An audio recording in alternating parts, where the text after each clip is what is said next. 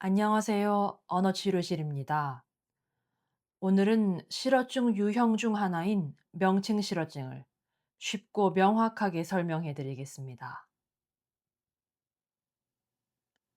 명칭 실어증의 정의부터 손상 부위, 핵심 특징, 그리고 환자 비율 순으로 알아보겠습니다.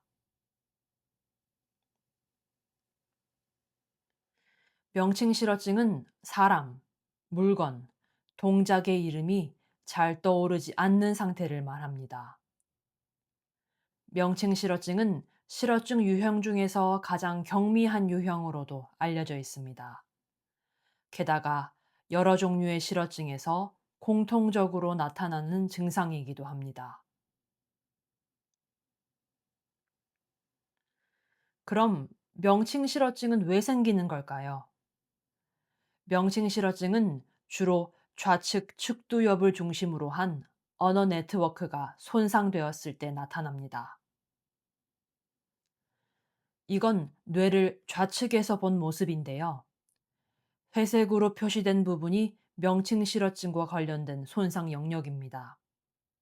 이 부위가 손상되면 단어를 저장하는 의미 체계와 단어를 꺼내는 인출 과정에 문제가 생기게 됩니다.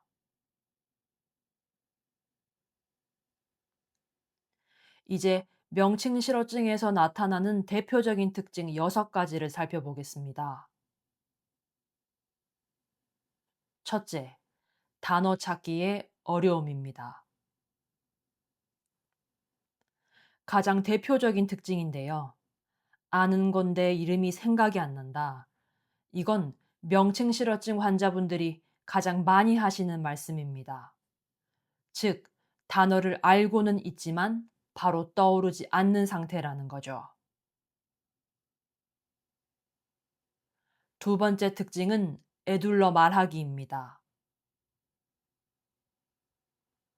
목표 단어를 바로 말하지 못하고 설명으로 대신 말하는 겁니다.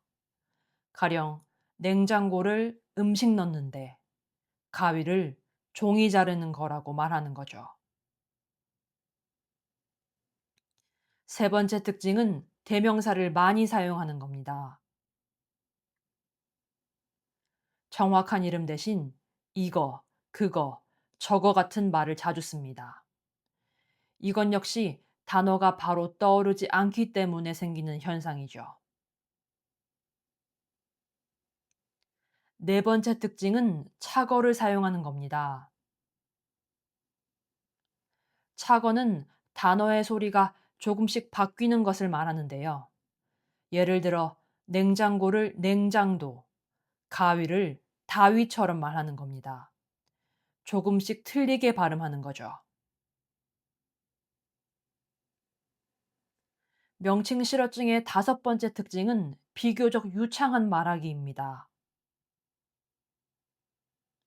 말이 끊기지 않고 이어질 뿐만 아니라 문장 구조도 자연스러운 경우가 많습니다.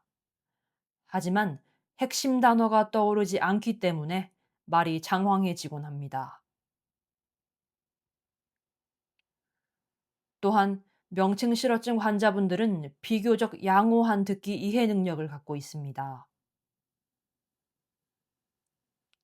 다른 사람의 말을 알아듣는 능력은 비교적 잘 유지되는 경우가 많습니다. 이는 가장 희망적인 부분인데요. 말하기와 듣기가 잘 보존되어 있다는 측면에서 의사소통의 기본 틀은 잘 갖추고 있다고 볼 수 있습니다.